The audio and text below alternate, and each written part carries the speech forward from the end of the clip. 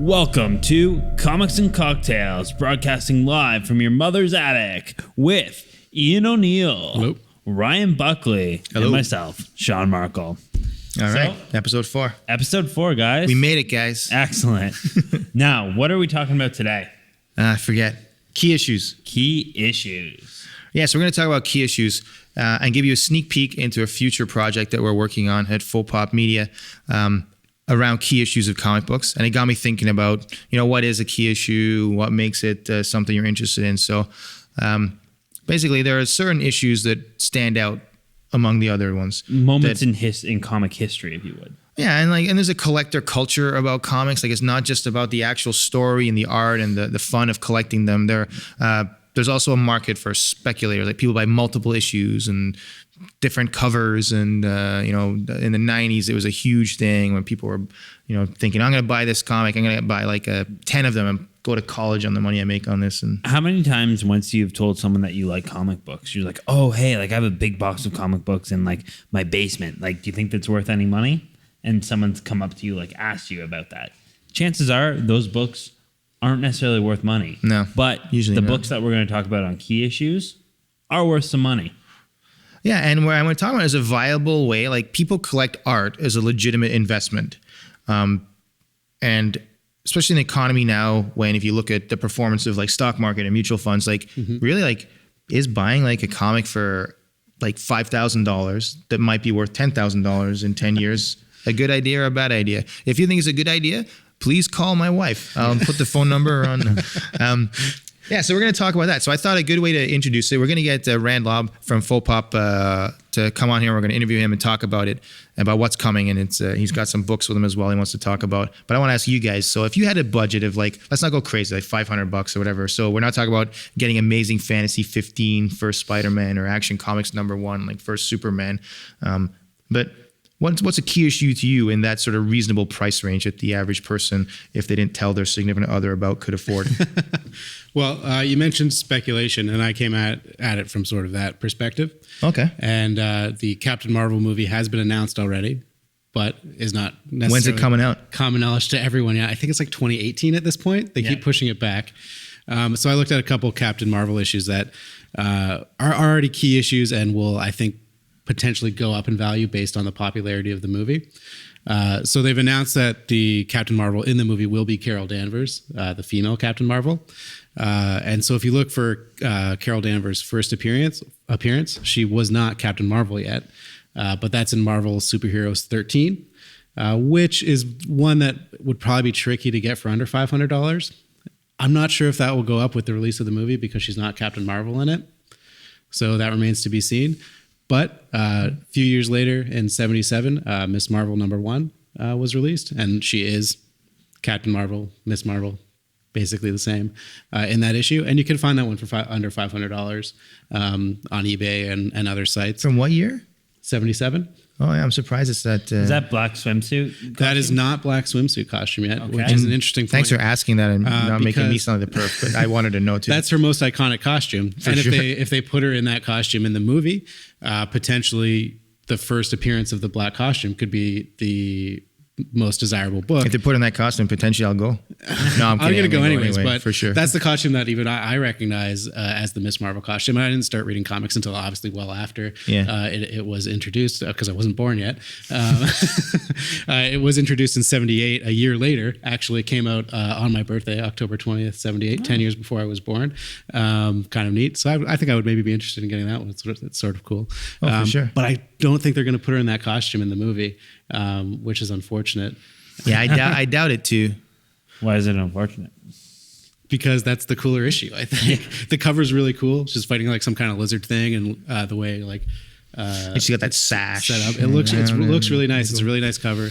I think that would be the cooler book to buy, especially because the first appearance of Captain Marvel as Miss Marvel as Captain Marvel in the Marvel Universe, and wearing her current costume, which I think might be the one they go with in the movie, is in Avenging Spider-Man #9, which was a series that ran alongside Amazing Spider-Man a couple of years ago. It was basically a Spider-Man team-up book that was not a Spider-Man team-up book in name. Oh but- yeah, I remember that book. And actually. it was not really a good series. And then her new costumes got more of like a military. It's more of a cut military. where they're emphasizing her military past. Yeah, and like she and still has the command and sash. It everything. actually looks more original, more closely to her original costume. Yeah. With a few changes, but same colors, and it's got some stars on it and stuff. I imagine it will be the one that they kind of lean to in the movie, because I think it's their first female superhero movie. They're going to kind of go for like female empowerment, and to put her in like a black swimsuit for the whole movie. Yeah, might kind of no, undermine for that a sure. bit. So maybe Avenging Spider-Man 19, the first appearance of that costume, could blow up. It's a little newer, so it's not really hot right now at all. So you can get it fairly cheap, but it's also not a great book and not really an amazing cover. So it's not one that I'd be super interested in. So you think in getting outside the covers speculation key market. on like key issues in terms of value or collectability? Absolutely. Sorry, what was that? Like You is it wanna the make cover? sure the Oh. cover's cool. Well, yeah. I mean, you're going to want to show it off to people, as I think we'll see. So I would go for, I think, the 78 Miss Marvel number 20, I think, something like that. Where with first appearance of the black costume, I think is the coolest cover one, but I'm not sure if it'll go up in value based on the movie.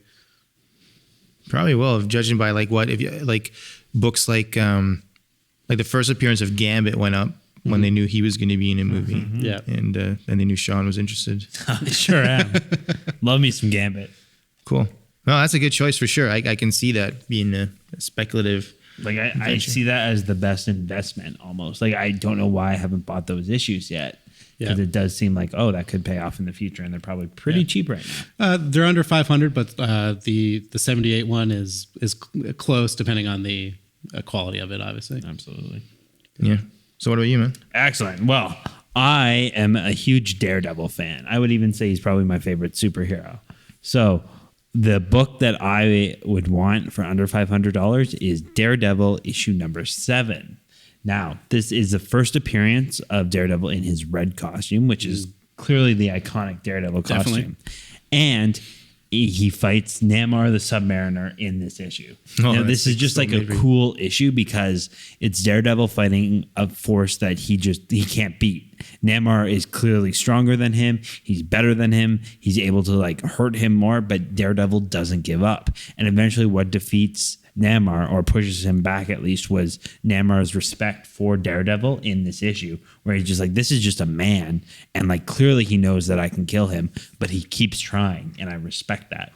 So then he goes back to the ocean. Now, and like the idea that You brought it out. yeah, exactly, I'm pretty much back to the sea. and like the Daredevil for me, I think is one of the top tier in terms of books at all times. He may not always be a top tier hero fighting with the Avengers or anything like that, but the Daredevil book will always have good people usually writing it. Like Mark Waid just finished his run. Bendis did a great run. Like there's so many. Then you go back to the Frank Miller, Born Again. and Daredevil is just kind of like a constant quality book. And I think the first appearance of the red costume, the fact that it is such a cool issue with him fighting Namor, and Namor is such an interesting character in his own, I think that would be my under $500 book. Do you know how much it goes for, like in good condition? Good condition, close to the $500 mark for sure. Do you What know was his costume before red? It was like kind of Was yellow and yellowy? padded, right? Yeah. And kind of Yeah. like all And stitched, kind of looked no, like a no one Halloween told costume. them that it looked really bad. Do you know if it already saw a bump based on the Netflix series? I don't. I would definitely be interested to see that. Well, it might have, yeah. Yeah, because especially now that he, like in the last episode of the Netflix series, he actually has a red costume. Yeah, it's funny how the series so- mirrored that. Like he started out in a different costume, and then Which is his actually based identity. on. It's based on. Born Again. Yeah. So I wonder if that. No, The Man Without Fear, I think. I wonder if that was boosted Yeah. based on that. Who knows? Yeah, absolutely. Daredevil book. So yeah, there's Yeah, that's a definitely good some choice. expensive Daredevil books out there, but that would be my. Yeah, the Elektra one is like, I don't know what number is it, 168, her first appearance? I believe so. And that's a pricey book. Absolutely. What about you? What would be your? Well, I wanted to like not pick an X-Men book because I know I talk a lot about X-Men, especially the last issue. Yep. The last episode or the episode before. But I'm currently, you guys know I'm buying all of Claremont's run. I want to get his whole run. And just because it's kind of unique in terms of superhero comics, it's like superhero characters and their identity is usually developed by committee over a long period of time, like Batman, Superman. There's been like significant runs by different creators throughout their history. But the X-Men, the way we look at them now and what we think of the X-Men in the modern era was pretty much defined by one man, Chris Claremont. And he had like a lot of great collaborators, Len Wein, Dave Cockrum, John Byrne, great artists like that, and Paul Smith and Barry Windsor Smith. And but the run that I haven't been buying any yet is like the John Byrne ones, the earlier ones. And they're really affordable. And I think X-Men, there's always going to be a market because there'll always be weirdos like me that are into it. But probably the ultimate storyline is Days of Future Past. It's only 2 issues long, which is insane. 141 and 142. And there's a lot of reasons why I like it. Because first off, the story is cool. It's the whole time traveling from a dystopia future to Warren of the past, which is very similar to the storyline that was in the last film. But that storyline has been echoed so many times in the X-Men franchise, and that vision of the way things are and fighting against it just fits so perfectly what the theme of the X-Men is.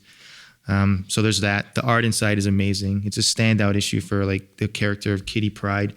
And that cover for 141 though, because we were talking about like, do you need a good cover to be a key issue? Like that cover's been done so many times. Like there's been so many different plays on it, and it's the spotlight of Wolverine, and there's like all the posters behind of all the mutants that are like deceased. And just think about it at the time, if you were collecting X-Men and as they were being released, and you read issue 140, and the next issue you see that cover, and you're immediately like, without even turning the page, you're just like, whoa, what's happening? Like, oh, they're dead? What? And yeah, great issue.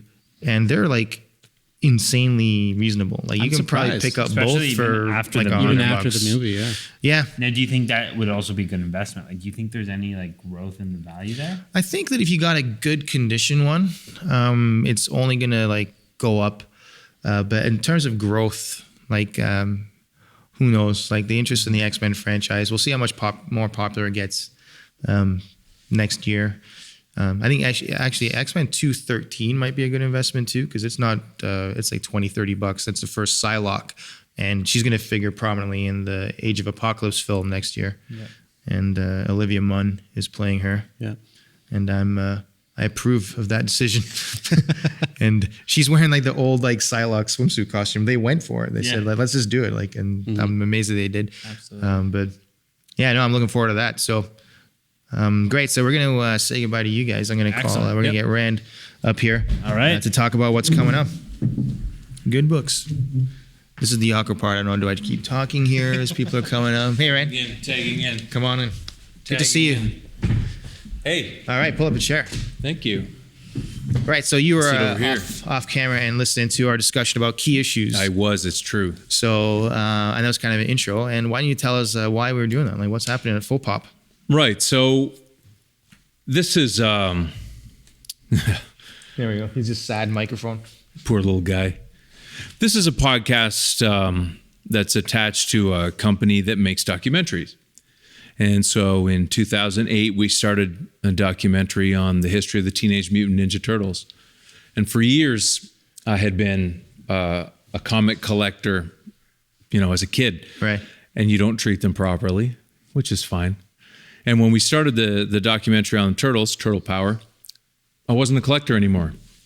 I had them. I also collected records and lots of stuff. So put all that away, started working on the documentary. While we were doing it, that we're exposed to turtle stuff, didn't get turtle stuff, didn't get it signed, just wasn't that important. And, we finished that documentary, we came out of it and sold it. And after we sold it, I still didn't have the bug back. But my basement flooded while we were shooting. And My basement flooded too. When I went to university, no. And I had the 2 things that I collected were records, because I'm from England, and I would go back, and this is back when there was a difference in time and when things were released. So I had like all these old 45s and picture discs from mostly new wave stuff in the 80s and all my comics. And when I went to university, my parents' basement flooded, all wrecked. That's insane. very similar feeling. Heartbreaking. So in the early 90s, I was collecting paperbacks, and I liked Bad Girl covers, and, there are a ton that are really popular. Yeah. Jim Thompson, everybody knows Jim Thompson stuff, all the hard-boiled stuff. So I called home and I found out that there had been this flood. And all of a sudden I remembered I had long boxes. And I said, where did the flood come in? Or where did the water come in? And she told me it was near my paperbacks. And then I thought, the long boxes. Oh, no. So I came home from shooting, or I don't know if we were shooting or if I was trying to sell something else at the time. I think it was when we were doing press and Comic-Con, all that. That's what it was. Yeah. So the doc came out, did well, and we started this Conan one. But I'd had to pull all the long boxes out. So I was going through them thinking, oh, some are damaged, some aren't. And then we did Conan. And I was a Conan collector. And I loved the Lancer books and I loved the Frazettas. And then we went to the Frazetta Museum. And while we were at the Frazetta Museum, Frank Jr. said to me, you like my dad's work? And I said, oh, of course I love it. And he said, do you want to buy something? And I said, what? Well, you must have first thought that how much is this going to cost? I thought it was crazy. It's going to be ridiculous. And he pulled out, he pulled out the sketchbook and he had a bunch of them. And he said, find a page you like. And I was flipping through and I actually had this feeling like, this is his sketch. Like, it just hit me like a ton of bricks. And what kind of stuff was in it? Like just design, like costume, or just like anatomy? It was, he had ink tests, like he was testing ink, different sizes of ink brushes and stuff. And then he had a couple bad girls that were from, was it Little Abner or Lulu? No, it wasn't. Isn't that awful? Like, this is the time you'd forget, right? I washed on it, but there was a beautiful bad girl, Little Abner, I think, a beautiful bad girl, 40s style bad girl. And so I said to him, what about that? And he told me a price, and it was the exact amount of money that I had in the car for shooting, like our travel. And I went and got it. I handed it to him because I thought, Mark Hussey and I were doing these docs, and Isaac Elliott Fisher was always picking stuff up, and we weren't. And I didn't have any mementos. Yeah. And I realized, all those times we'd worked with these artists and we'd talked to so many people, and I had never thought to get stuff from them. So, a little bit of time goes by, and I find myself in Toronto, and we're at a Comic-Con, Toronto Comic-Con, and we're interviewing Neil Adams. And at the end of the interview, Neil says to me, and he's a great interview. Yeah, he's amazing. I've heard him on the Kevin Smith's Fat Man on Batman podcast, and what a character. Like, I'd love to meet him. Such a guy, aggressive, and he is very aware of his own self-worth. Big time. And I loved it, by the way. I loved his aggression. As well. Yeah, I didn't say he was arrogant on purpose. Not like, at all. He's a guy that recognizes what he did, and he expects people to recognize that as well. And if they don't, he'll just let them know about it. Right. So after we're done the interview, I mentioned to him, I said, it's a good thing I didn't. I said something with the long boxes. I said, I pulled up my long boxes recently. It's a good thing, I didn't bring anything here. And he goes, you got to buy something. And I said, what's that? And he goes, you're not going to tell me you're going to hold me here after hours. You're not going to buy something. And I look, and right behind him, I don't even know if it's in the shot, but there's a Conan. And he turns around, he looks at it, and he goes, 1,500. And I go, no way. No way. Anyway, he comes way down and he sells it to me. Amazing. And I was hooked. And that was it. Yeah. And so I went back to the long boxes and I started looking through, and I found the one that it's X-Men 20. It's one of the first comics that I ever bought. And, it's not, I was born in 65, so it's not from when I was born. It was a double. There was a guy who in our town in Clinton had all the X-Men, and this was one of the doubles. Oh, I see. And I would have paid, on the back, he wrote $8.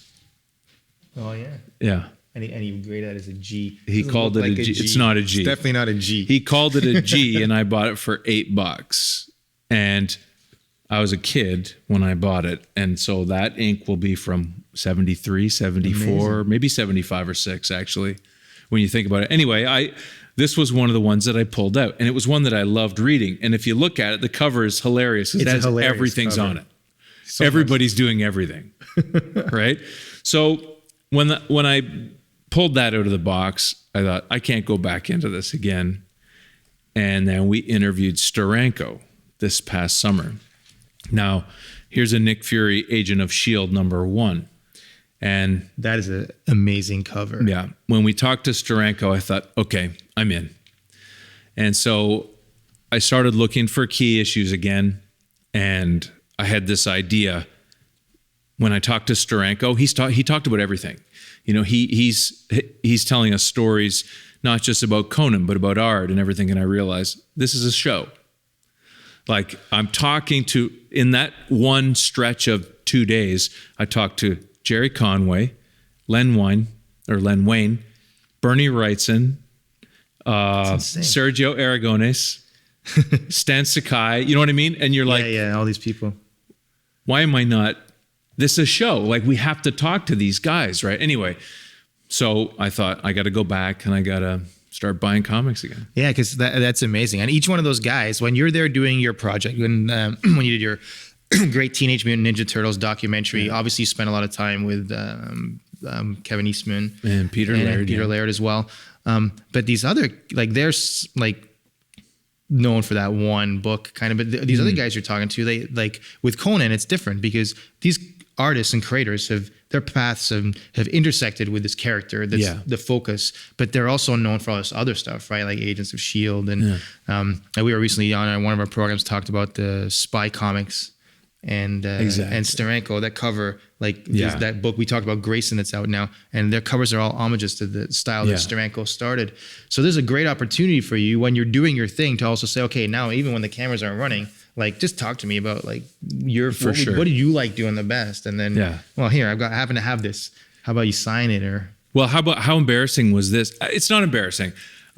We talked to Roy Thomas for a couple hours in a comic store with Roy's, you know, I could have just picked some up $150 and got Roy to sign it. And I didn't do that because I always thought it kind of crossed a line and I didn't want to cross that line. And I thought, wait a minute, I'm making, you know what I mean? I'm making No, I get that though, because you're in a professional capacity asking him to do something for you. And then it's like something else, you know, but somebody like Roy Thomas, like I recently read the Untold History of Marvel Comics by, I'm remembering the name, it's Sean Howe, I think, that wrote the book. Is that correct? I'm not going to remember that. Yeah, I think it is. But Roy Thomas was kind of like the first guy after Stan Lee to sort of run it and be the first editor-in-chief. And he's probably got like amazing stories. Incredible. And he was very young. They called him Roy the Boy, right? Yeah. And a lot of those guys started out super young. Like Shooter was like 14, I think, when he submitted something to DC. Jerry Conway too. Yeah, that's amazing. And so, you know, you're talking to Roy, and I guess, what am I even saying? I met Stan Lee at Stan Lee Kamikaze 2013, and we're backstage, you know, and he says, "It's a pleasure to meet you. You look great." That's a great Stan Lee. Yeah, thanks. Anyway, he's, you know, he's standing there, and I'm with a group of people who happen to be backstage. I'm about to go up on stage and speak, and he just is there. I think he came off, and, you know, Kevin Eastman says, "Hey, Stan, how you doing?"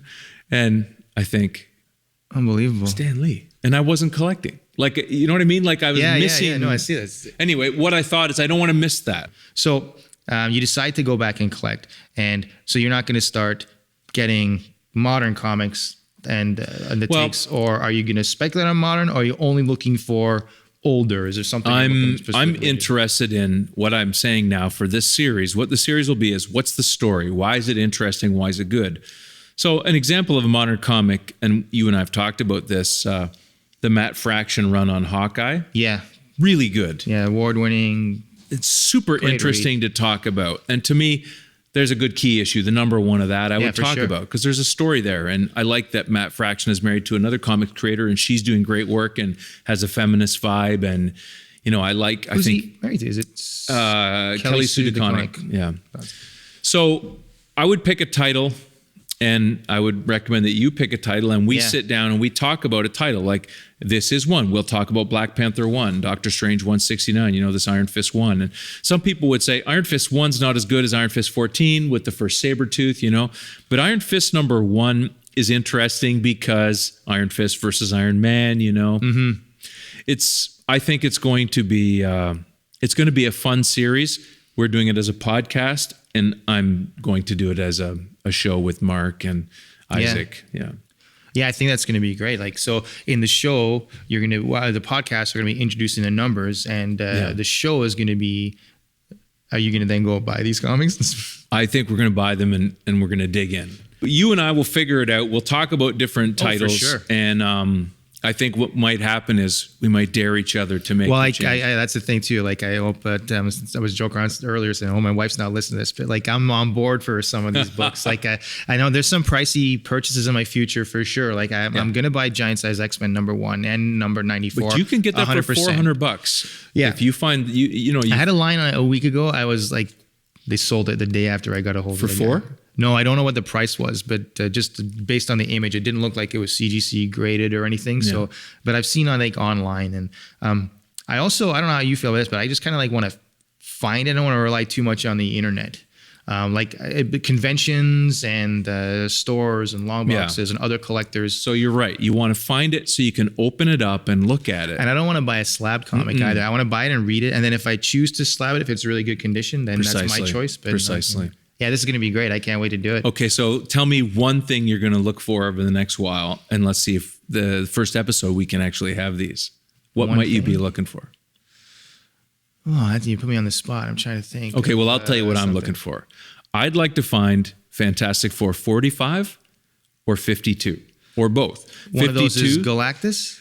No, but I'd love to find that one. It's a great cover, too. 45 is... I have 46 here. 45 is where the Inhumans are introduced. Oh yeah, that's because if they ever get that right and people care about them and they make a film, that could be a good. It is a good buy anyway, and it's been going up like crazy. But it's a great cover. Yeah, I really love the way it looks. It's got a lot of purple on it. It's a really nice cover, and I've actually seen two and had them in my hands, but I want them to look nice because I want to shoot them. Yeah, right. And then 52 is the first Black Panther. Or 52. Now, see, I'm flashing on 52, 53. Pretty sure it's 52 is his first. Panther, 52 he's in it, and then 53 is the story, I think. But it's a great title. It's going up like crazy. But if you can find it, it also has a great cover, very action packed. Not as nice as this Black Panther 1 cover. That's so Jack Kirby. But what we'll do is when we move forward, we're going to pick a title.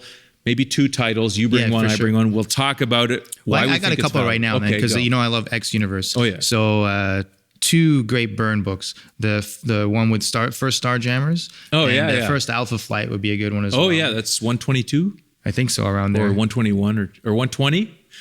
See, this is what happens. I know there's too many numbers. We're not doing Hulk the 181 research. Would be pretty good too. The first Wolverine. It's that's one I lost. I had it. Oh yeah, lost it. Yeah, Hulk 181 is a fantastic buy, and Hulk 182 is a good buy as well. Yeah, because it continues. 180 and 180 is the it's the first appearance of Wolverine. If you're not familiar with that, so obviously Wolverine's fairly popular character. I think he's in every Marvel book. And then he's in, I think, the last page or second last page of 180. Yeah. And I had 181, not 180 as a kid, and lost that. Yeah, and this is going to be great. You know what's a really good title, too, that I know you guys have talked about it in the past, but Ms. Marvel 1 and Ms. Marvel 20, I want those right now. I'm looking for those two right Female now. leads are like first them. Wonder Woman. Yeah. Oh, don't even get me started. That would be a great book to buy. Yeah, that's an all-star. They can nail that film. I think they will. Anyway, listen, we can go on all day. We can talk about books. We will, though, but in the actual show. Yeah, I think the actual podcast. This is great. I'm so glad that you had me on. I love comics and cocktails. I think you guys are far more informed than I am. I'm all about my stupid blathering opinion. You guys are way more tied in. And, we'll get you on. We'll have a special and have you on again and talk about the making of the Turtle doc.